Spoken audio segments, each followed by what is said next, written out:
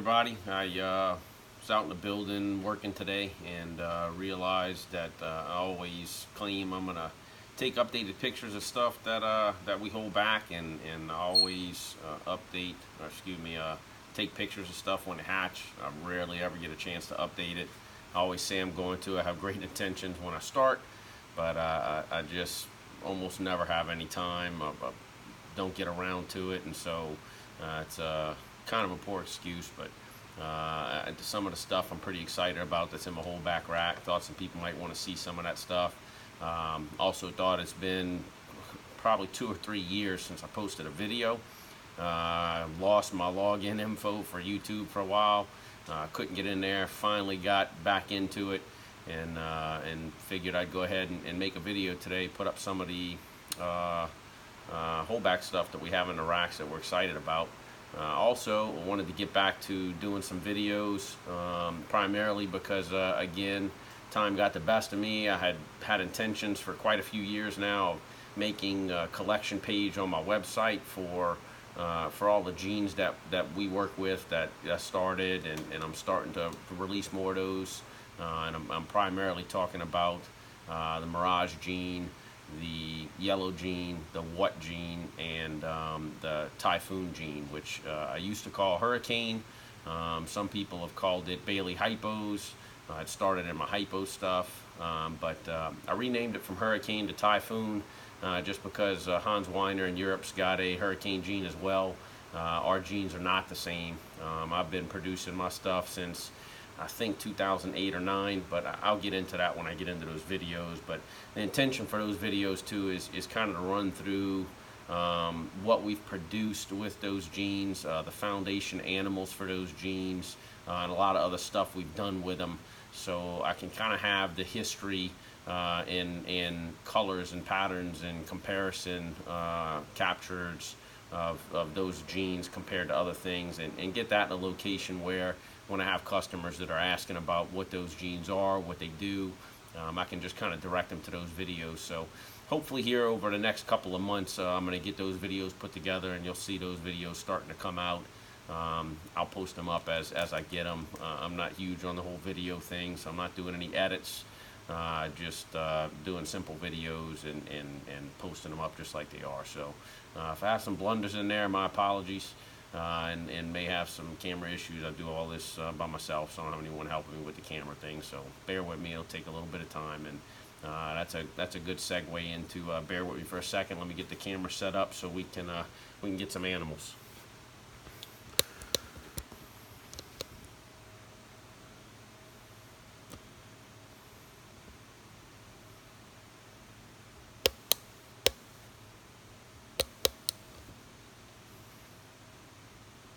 That's just a rubber band. I want to make sure I got the placement good. So I guess I'm going to start probably with the oldest stuff first. So nothing super grand here, but something that's still pretty cool. It's a Blade Bumblebee clown. She's not cooperating. Apparently she wants to hide. But I originally had kept what I was pretty sure was a Super Blade Spider Clown. And when I produced this girl, I decided to hold this one back instead of the other one. So she's getting some good weight and good size to her. So I'll be excited to plug some stuff into this. And I'll probably get to an animal here towards the end that I probably really want to kind of get into this. And we'll get him out in a little while. Next I've made quite a few red stripe Mojaves. And I've always been really excited with them. This is a red stripe Mystic, and it came out a little bit different than the Mojaves do, so I'm pretty excited about the way that animal came out. The pattern is way more reduced on that than it is on the Mojaves, but either way, hopefully here in about a year or so, maybe she'll make some super red stripe stuff for us, because I really like the super red stripe stuff as well.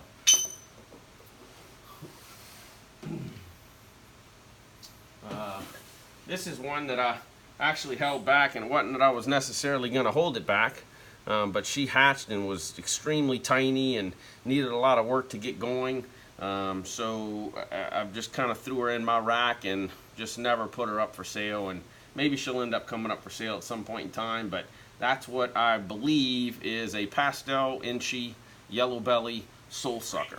Either way, she's got some really amazing colors, really cool pattern, and I kind of dig her. Everybody likes Super Orange Dream stuff. I haven't made a ton of Super Orange Dream stuff, but this is a Super Orange Dream Sulfur Spider Girl that's doing really well, and I love that the Super Orange Dream spiders just have the coolest heads with those little racing stripes for eye stripes. They look really cool. So I'm excited about this girl and making some more Super Orange Dream stuff with her. Everybody knows I'm a big fan of Axanthic stuff, so I will be pulling out quite a bit of Axanthic stuff. I'm just going from the top of the rack to the bottom. But this is a pastel Axanthic sugar that we produced, and he's putting on some good weight, so hopefully we'll get him plugged in some stuff soon. And if I'm not mistaken, I may have just produced this same animal with Inchy in it, but I was really confused on 3 of the animals that popped out. They're all girls, but anyway, the Axanthic sugar is something that I really like. They're really cool, beautiful animals. Hopefully we'll do a lot more with them this coming year. Speaking of those, I do have a couple of those genes that I produced that I will be pulling out. This one in particular is a lesser yellow belly sugar. And I'm pretty certain it's got the Mirage gene in it as well. So it's a really pretty girl. Not even sure what the plan will be for her in the future, but she's growing good, and we'll figure something out.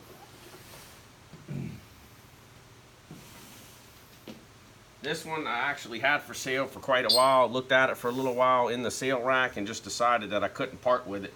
My best guess on that is I'm pretty sure that's a super pastel lesser Inchy, and her colors are just glowing. It's one of the coolest yellow colorations that I've produced on a ball so far, so I really like that girl.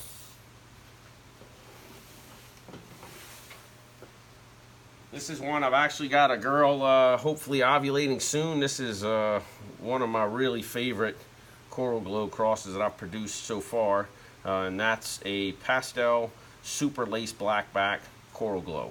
So very similar to Coral Glow Axanthics, except the super lace blackback really busies the pattern up, and the pastel made it a little bit yellow and brightened up the back pattern on it a little bit.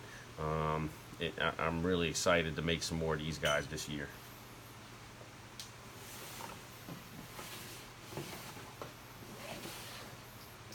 This guy's in shed, but I was super stoked last year to make my first Super Coral Glows.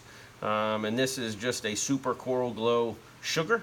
But what's really neat about the Super Coral Glows is they don't get any spots on them. So that's, at least after they're a little bit older, one sure way to determine that you got a super. But I always love the Coral Glow sugars. So nothing better than having a Super Coral Glow sugar, because it should make them a little bit easier to make in the future.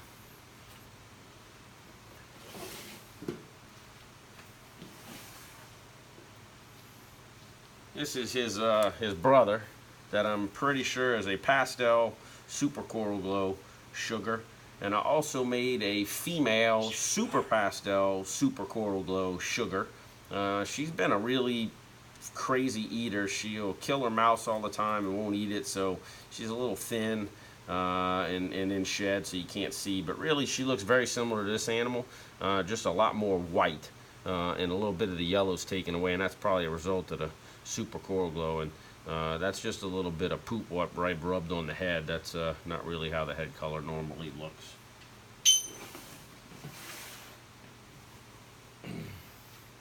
I know everybody loves puzzles. I do too. So this is just a plain old normal puzzle girl that I've got growing up. She happened to be, coloration wise, the nicest puzzle I'd ever produced to date, so I decided to keep her. Puzzles aren't just pattern genes, they are color genes as well. They are a lot brighter and will brighten a lot of stuff, but this girl was really bright when she was little. So as all puzzles, and a lot of people know, they eat really well. So this girl's growing great.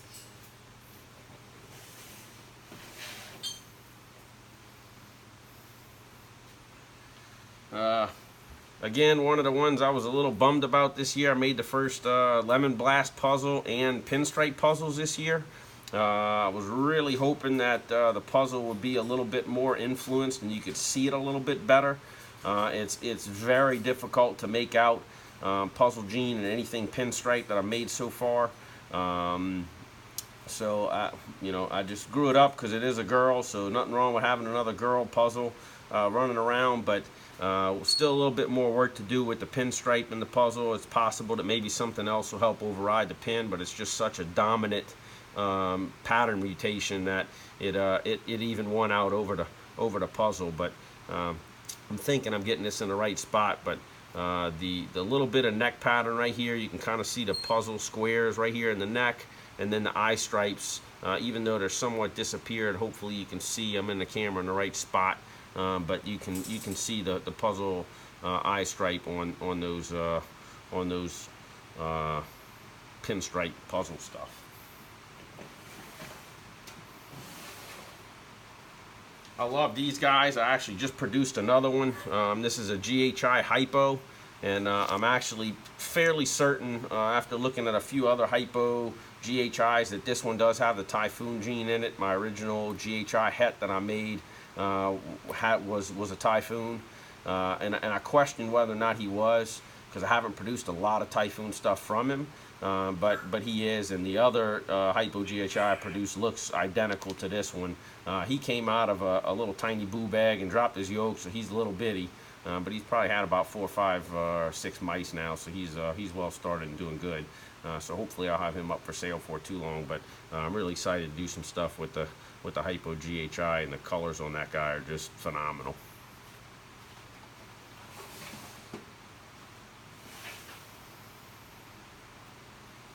All right, this is my first attempt at starting to combine all of my genes that I work with.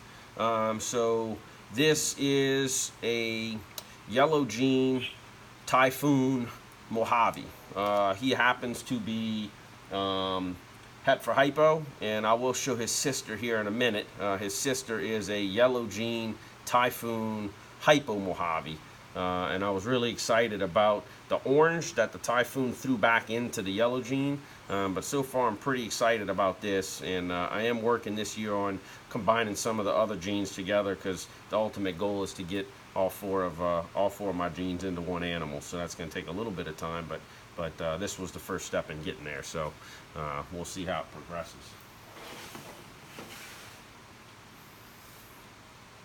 And this is his sister, which again, same thing as him, just is actual visual Hypo. So Hypo, Typhoon, yellow gene, Mojave. And she's got some phenomenal colors. Hypo Mojaves have always been my favorites, but this one's just got another 2, 3 amp up colors on it compared to just a normal Hypo Mojave. I actually made about 4 of these this year. This one actually was the nicest of all of them, and that's the reason I held it back. But that is a albino inchy cinnamon, and the oranges on that thing are just unbelievable. I've really enjoyed watching this girl grow up so far, and hopefully we can squeeze another inchy in there somewhere down the road and see if we can't make a super inchy of this, and I think that'll be pretty interesting. This guy's in shed, so he unfortunately won't look as amazing as he could, but that's a Hypo sugar. I love the sugars. I love the Hypos. Put them together, you get an awesome animal. I have made those with pastel in them. I personally think the pastel detracts from the color somewhat, so I still make them with pastel in them. My original animal that I produced for this project is a pastel sugar Het, so that's why I was getting pastels of them. But after producing them, I realized that I like the plain Hypo sugars better than ones with pastel in it.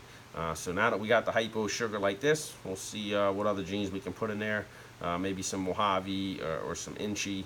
and we'll see what else we can do with it. Maybe even try to squeeze GHI